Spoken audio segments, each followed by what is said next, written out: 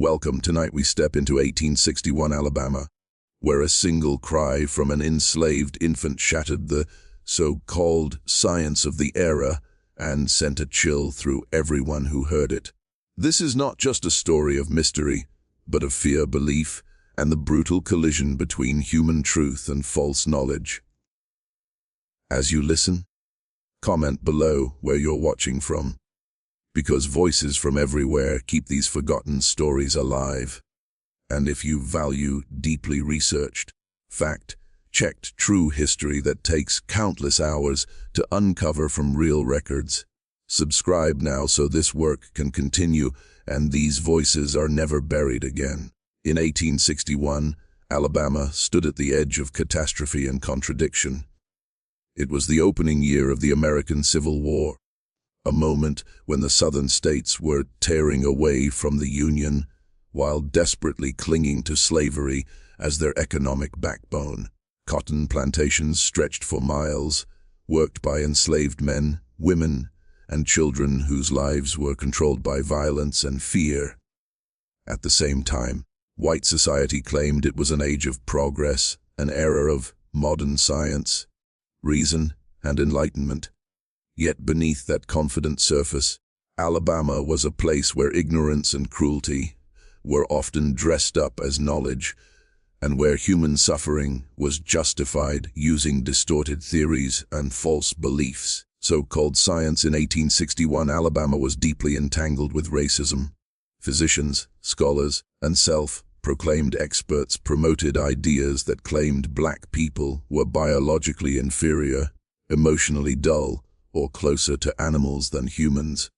These theories were not fringe opinions, they were widely taught, published, and used to defend slavery itself. Medical journals discussed enslaved bodies as property, not patients. Doctors experimented on enslaved people without consent, treating pain as irrelevant and life as expendable. Science, rather than challenging injustice, became one of slavery's strongest weapons. Alongside this twisted science lived deep superstition. Even as white elites spoke the language of reason, fear of omens, curses, and divine punishment quietly shaped their worldview. Sudden deaths, strange illnesses, or unexplained sounds were often interpreted as signs of God's anger or supernatural warning. Plantations were filled with whispers about ghosts, restless spirits, and bad luck, especially when something disrupted the strict racial order. Enslavers might mock superstition in public, but in private they feared anything that hinted at forces beyond their control. For the enslaved population, superstition and belief took a different form. Spiritual traditions, faith, and oral history became tools of survival. Stories carried warnings, hope, and resistance when open rebellion meant death. In this world, every unusual event gained meaning. A strange cry, an unexpected death, or a moment that defied explanation could feel like a crack in the system. A reminder that slavery was not as permanent or powerful as it claimed to be. This was the Alabama into which the story begins. A land claiming scientific authority while drowning in cruelty. A society preaching logic while trembling at shadows. When something occurred that neither science nor superstition could easily explain, it exposed the fragile lie holding the entire system together. And in 1861, with war looming and fear already in the air, even the smallest disruption, a single sound, had the power to terrify those who believed themselves untouchable. The birth of an enslaved child in 1861 Alabama was not met with celebration or tenderness, it was met with calculation. On plantations, childbirth was not a family moment, but a transaction. An enslaved infant was immediately viewed as property, another future laborer, added to an inventory ledger. The mother's pain, fear, and exhaustion were considered irrelevant beyond how quickly she could return to work. Many enslaved women gave birth in crude cabins, assisted by other enslaved women or an overseer's chosen midwife, with no real medical care and no concern for safety unless the enslaver's investment was at risk. Plantation records from the era show how deeply dehumanized these moments were. Infants were listed alongside livestock, tools, and crop yields. A healthy baby meant long-term profit, a sickly one meant loss. White physicians were often called not to ensure the well-being of the mother or child, but to assess the infant's future value. Survival alone was not enough. The child had to appear strong enough to work one day. From the first breath, an enslaved infant existed under judgment, not protection. The mother, still bleeding and weak, understood this reality better than anyone. Enslaved women lived with the constant terror that their children could be sold away at any moment, sometimes within days of birth. Many births took place in silence, tears stifled, cries suppressed, not out of lack of love, but out of fear. Love was dangerous in a system designed to weaponize it. Yet despite this brutality, enslaved mothers held on to quiet rituals, whispered prayers, secret names, and gentle touches meant to claim their child's humanity in a world that denied it. It was into this cruel environment that the infant at the center of this story was born. Nothing about the setting suggested that this child would be remembered. No official record marked the birth as unusual. No doctor predicted anything out of the ordinary. By every plantation measure, this was just another enslaved child entering a life already defined by bondage. And yet, within moments, something happened that shattered expectations and unsettled everyone present. When the infant finally cried, it was not the weak, fleeting sound people expected. Witnesses later described it as powerful, piercing, and unsettling, so intense that it stopped conversations and drew attention from across the plantation. In a world where enslaved lives were meant to be quiet and controlled, this cry felt like an interruption, almost a challenge. It was the first act of resistance, unintentional yet unforgettable, and it marked the beginning of a story that would haunt both science and belief for years to come. Those present at the birth expected the sound they had heard countless times before, a thin, fragile cry that faded quickly into the background of plantation life. Enslaved infants were not supposed to command attention. Their cries were usually dismissed as noise, something to be silenced so work could continue uninterrupted. But when this infant first drew breath, the sound that followed was different. It did not waver or weaken. According to later accounts, it rose sharply, filled the space, and carried far beyond the small cabin where the child was born. It was a cry that demanded to be heard. Witnesses later described an immediate change in the atmosphere. Conversations stopped mid-sentence. People turned instinctively toward the sound, some stepping closer, others backing away. Even those hardened by years of brutality felt unsettled. The cry did not sound sickly or desperate. It sounded strong, almost commanding. For a brief moment, the rigid hierarchy of the plantation faltered. A newborn, considered the lowest form of property, had seized control of the space with nothing but its voice. What made the cry even more disturbing to white observers was how long it lasted. Enslaved infants were believed, by both racist science and plantation myth, to be physically weaker and emotionally dull. This belief reassured enslavers that their dominance was natural and unquestionable. But this cry did not fit the script. It was sustained, powerful, and relentless, as if the child refused to be subdued from its very first breath. Some claimed it sounded unnatural, not because of anything supernatural, but because it contradicted everything they believed to be true. Fear crept in quietly. Overseers and attendants exchanged uneasy looks. A doctor, summoned to examine the child, reportedly showed visible confusion. In a society obsessed with control, anything that could not be immediately explained became dangerous. The cry seemed to blur lines between weakness and strength, property and person, myth and reality. Whispers spread quickly. Something was wrong, something was different, something had been awakened. For the enslaved people who heard it, the sound carried a different meaning. It was not fear, it was recognition. A cry that refused to be small felt like a sign, a reminder that life could still push back against chains. Long after the sound faded, people remembered it.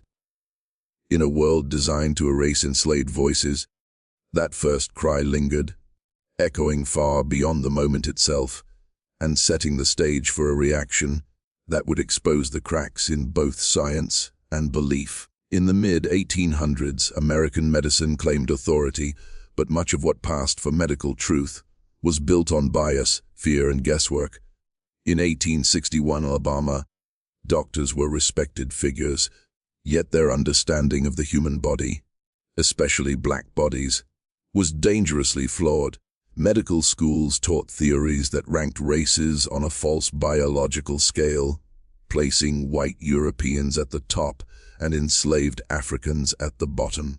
These ideas were presented as facts, reinforced by charts, lectures, and publications, and rarely questioned within Southern society. Medicine did not simply reflect racism, it helped legitimize it. One of the most common beliefs was that enslaved people felt less pain than whites. Physicians argued that black nervous systems were duller, their emotions simpler, and their physical endurance greater. This lie allowed doctors to perform brutal experiments without anesthesia and dismiss cries of pain as exaggeration or instinct. Infants born into slavery were assumed to be weaker, less sensitive, and less complex than white children. Their cries were expected to be short, muted, and easily ignored. Any deviation from this expectation created discomfort, because it threatened the very foundation of these medical assumptions. Doctors of the era also believed strongly in determinism, the idea that a person's destiny was written into their biology at birth. If an enslaved child showed signs of weakness, it was blamed on racial inferiority. If a child showed strength, it was often dismissed as coincidence or reinterpreted to fit existing beliefs. Medicine was not used to discover truth. It was used to protect the social order. Physicians worked closely with enslavers, often paid to ensure that the system of slavery remained productive and undisturbed. At the same time, medical science was limited and inconsistent. Germ theory was not yet widely accepted, infant mortality was high, and many doctors relied on outdated practices like bloodletting and crude diagnostics. When something occurred that could not be easily explained, such as an infant whose strength contradicted accepted theory, doctors were left unprepared. Their authority depended on certainty, and uncertainty was dangerous. Rather than admitting ignorance, many turned to vague explanations, spiritual language, or outright denial. So when this infant's cry did not align with what medical science claimed was possible, it exposed a quiet panic beneath the confidence. The sound challenged the idea that enslaved people were biologically lesser from birth. It forced doctors to confront a reality they had been trained to ignore, that their science was not neutral, not objective, and not complete. In that moment, the cry became more than noise, it became evidence, and evidence was the one thing the system of slavery could not afford.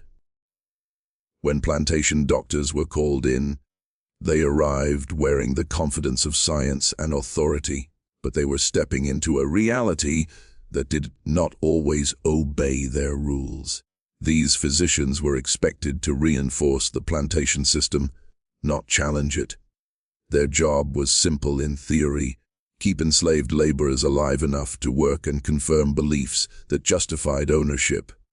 but reality on the ground, disease, trauma, exhaustion, and moments that defied explanation often clashed with what medical textbooks claimed to be true. Doctors were trained to view plantations almost like living laboratories. Enslaved people were observed, measured, and discussed as biological subjects rather than human beings. Yet plantations were chaotic places. Poor sanitation, malnutrition, and constant violence created conditions medicine could barely manage. When something unusual happened, especially involving an enslaved child, it placed doctors in a difficult position. If they acknowledged that reality contradicted their theories, they risked undermining the very system that paid them. The infant's cry forced this conflict into the open. Doctors examined the child expecting to confirm familiar conclusions: weakness, deficiency, or abnormality. Instead, they were confronted with strength that did not match their expectations. Some attempted to explain it away as a temporary reaction. Others blamed the mother's condition, while a few quietly admitted confusion. Publicly, however, confusion was dangerous. Plantation owners relied on doctors to provide certainty, reassurance, and control. Doubt had no place in a system built on absolute dominance. This tension revealed how fragile medical authority really was. Doctors depended on plantations for income and status, which meant their conclusions often bent toward the needs of enslavers. When science conflicted with plantation reality, reality was usually denied. Records were altered, observations minimized, and uncomfortable facts ignored. The infant was not treated as evidence of flawed theory, but as a problem to be explained away before it spread fear or questions among both enslaved and enslavers. In the end, the clash between doctors and plantation reality exposed a deeper truth. Medicine in 1861, Alabama was not an independent force of progress. It was chained to power, economics, and ideology. And when faced with a moment that threatened to expose those chains, science did not rise to meet the truth. It retreated. The cry lingered not because doctors understood it, but because they couldn't fully silence what it represented. A reality stronger than their explanations. The phrase that spread across the plantation that the cry called death did not come from science but from fear. In 1861 Alabama, death was never far away. Disease, childbirth, punishment, and war loomed constantly, and people searched for meaning in every unusual sign. When something happened that could not be neatly explained, especially something involving an enslaved person, it was often wrapped in ominous language. The infant's cry was not just loud or strong. It arrived at a time when anxiety already saturated the air. To many, it felt like a warning. Plantation folklore quickly attached itself to the sound. Some whispered that a cry so powerful from someone, meant to be weak, was unnatural. Others claimed they had heard similar cries before moments of tragedy, an overseer's sudden illness, a child's death, a fire, or a violent accident. These stories fed one another, growing darker with every retelling. The cry became less about the infant and more about what white society feared: losing control, certainty, and the illusion that their world was stable. For enslavers, the idea that the cry, called death, was deeply unsettling because it reversed the usual direction of fear. Violence and death were supposed to flow downward, from masters to the enslaved. But this belief suggested something different, that an enslaved child, without intention or power, could somehow summon consequences. Even if they dismissed the idea publicly, many took it seriously in private. Sudden deaths or misfortunes that followed were quietly linked back to that moment, reinforcing the myth. Among the enslaved community, the meaning was more complex. Death was a familiar companion, but it was not always seen as punishment. Sometimes it was seen as release, justice, or change. A cry said to call death could be interpreted as a sign that suffering would not go unanswered forever. These interpretations were never spoken openly, but they lived in whispers, songs, and memory. The cry became symbolic, less about superstition and more about inevitability. In the end, the belief that the cry called death revealed more about society than about the child. It showed how fragile false power becomes when confronted with something it cannot explain.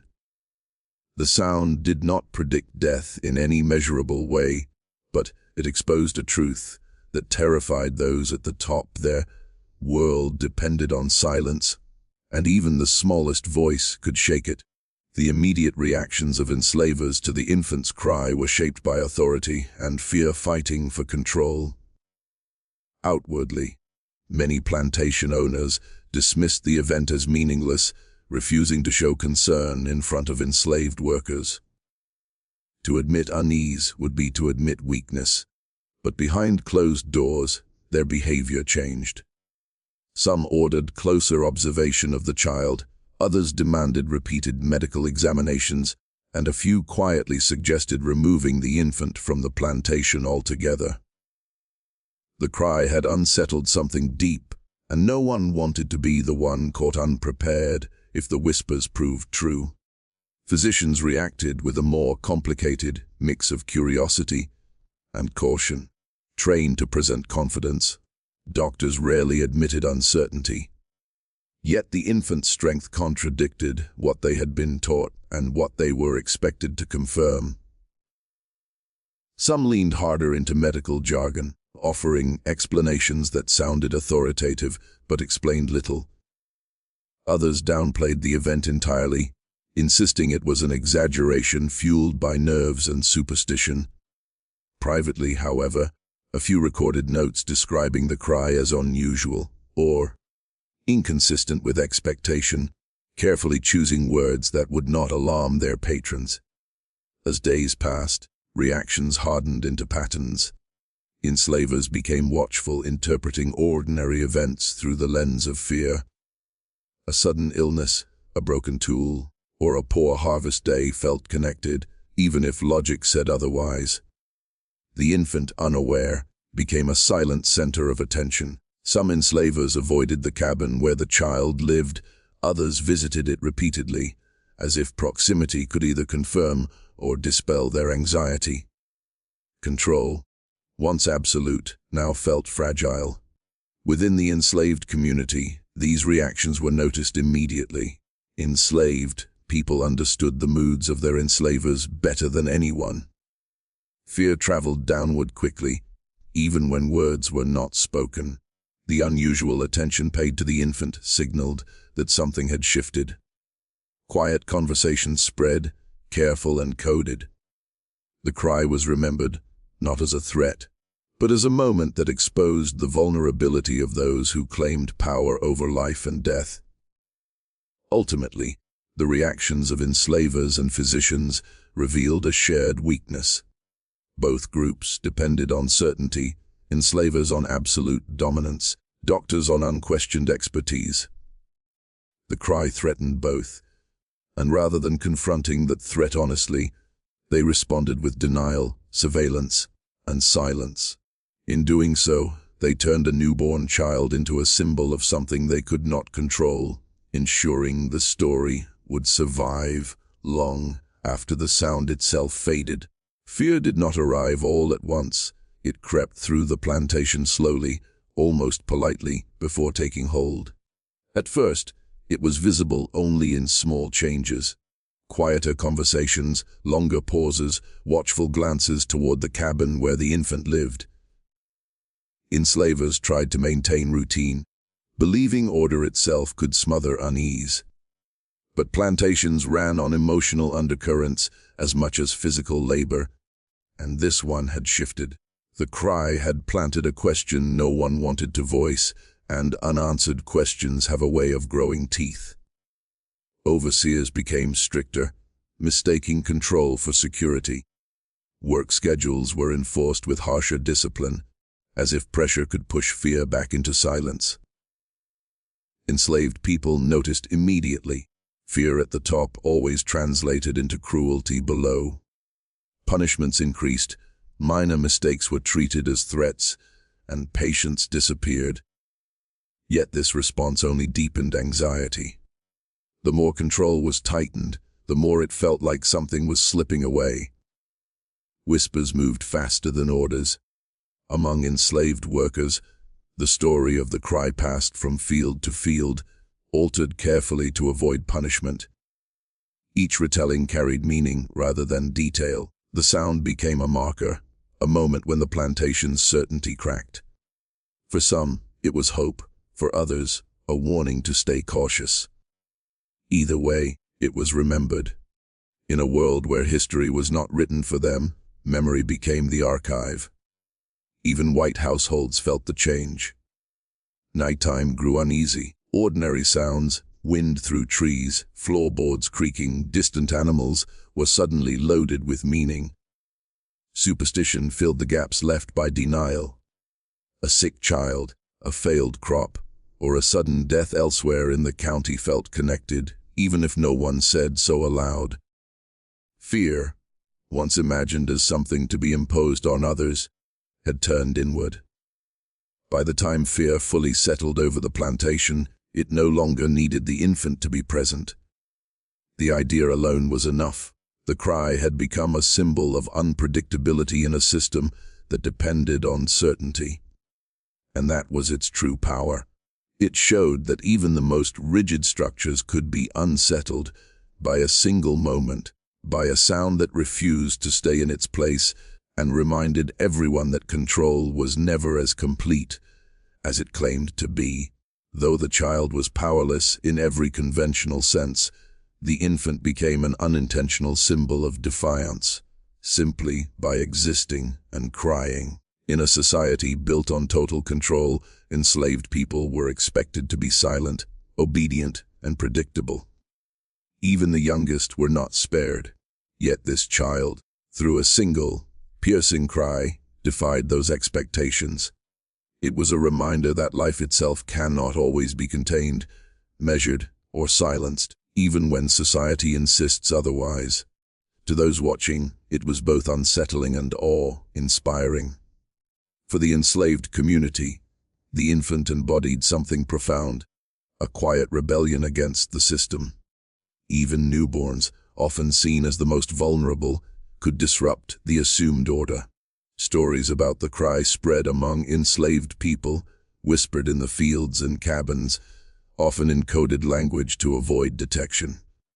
It became a metaphor, a lesson that defiance need not be loud, violent, or deliberate to exist. The smallest, seemingly powerless voice could challenge the authority of those who claimed total dominion.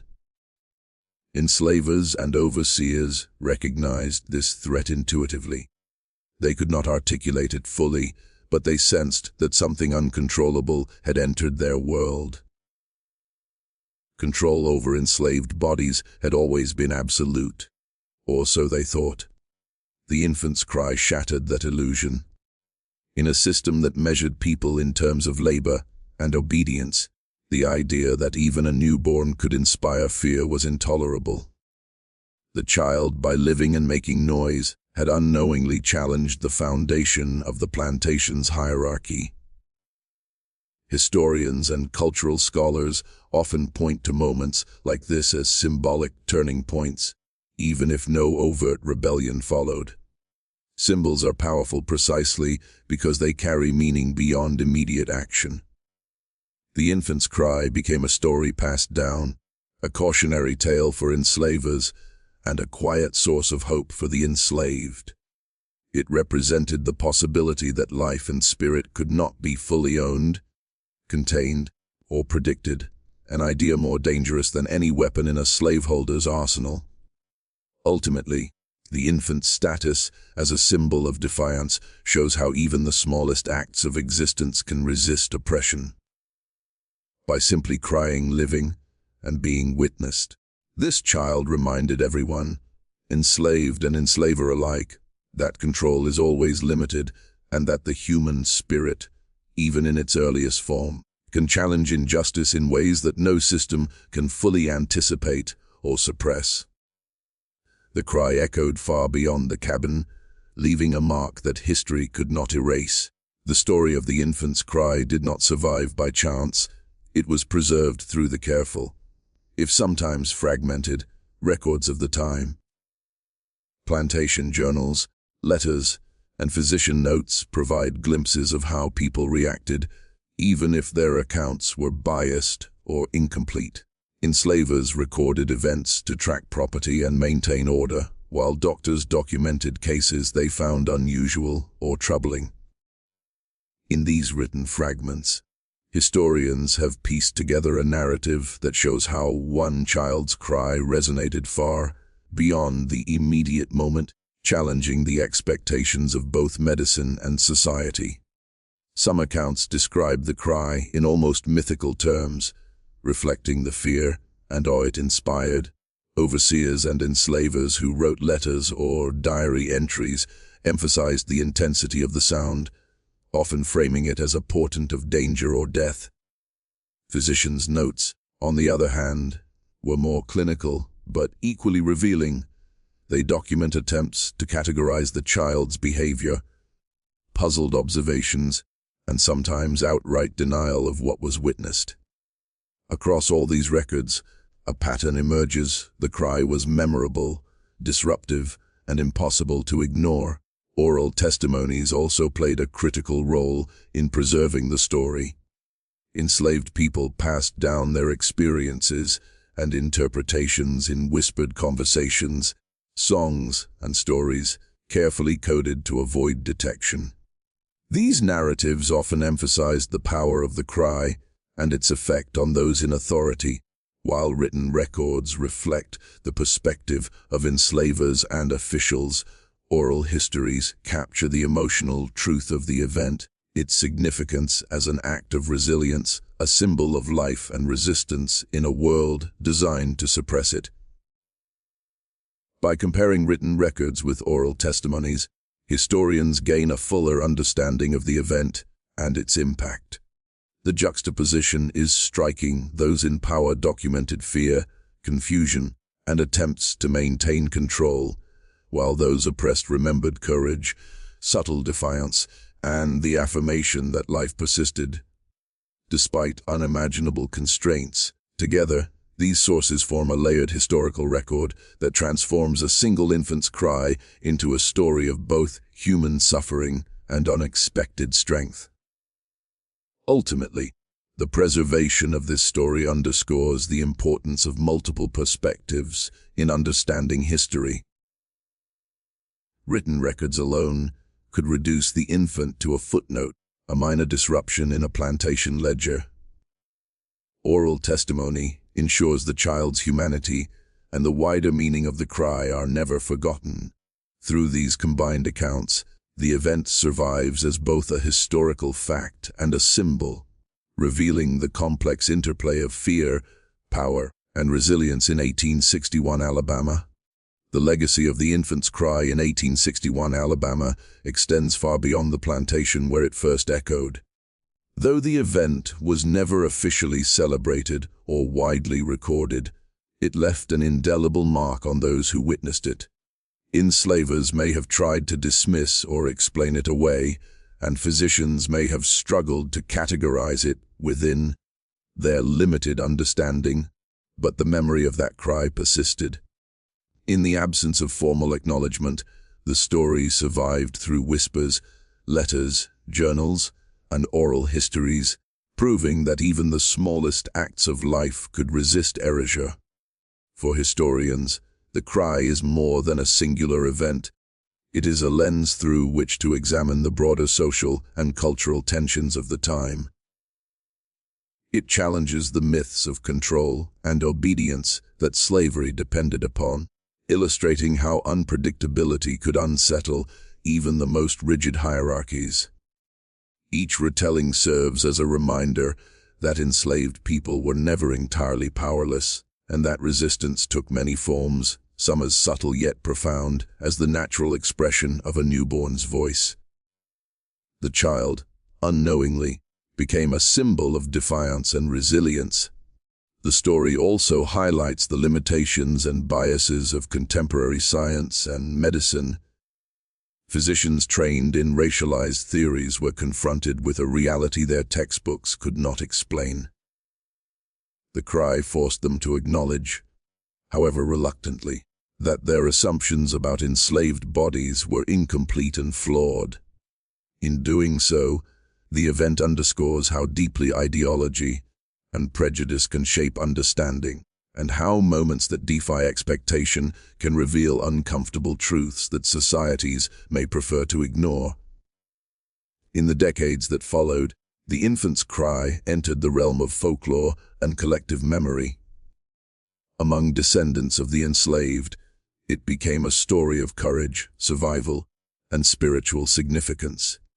For scholars and storytellers, it serves as a testament to the ways history can preserve acts of defiance, even when those acts are small, accidental, or overlooked by official records.